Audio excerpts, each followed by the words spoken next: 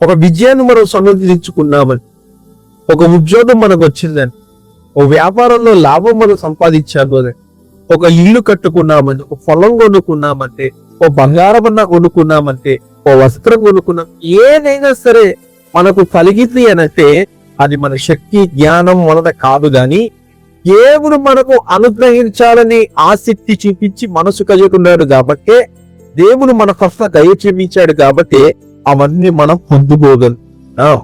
ఈ సత్యాన్ని ఇప్పుడు గ్రహించాడు. ఈ రోజు ఏది కావచ్చు, ఉద్యోగం పొందకుండా అదే ఉద్యోగంలో చాలా మంది ప్రయత్నాలు చేశారు. నీకన్నా జ్ఞాన కలవారు ప్రయత్నాలు చేశారు. నీకన్నా మంచిగా ర్యాంక్ వచ్చిన వాళ్ళు ప్రయత్నాలు చేశారు. నీకన్నా మంచి పర్సంటేజ్ వచ్చిన వాళ్ళు ప్రయత్నం చేశారు. కానీ దురదృష్ట శాస్త్రం వారికి రాలేదు, నీకు మాత్రం వచ్చింది. కారణం ఏంటో తెలుసా? నీ పట్ల దేవుడు దయ చూపించి ఆ ఉద్యోగాన్ని అనుగ్రహించాడు.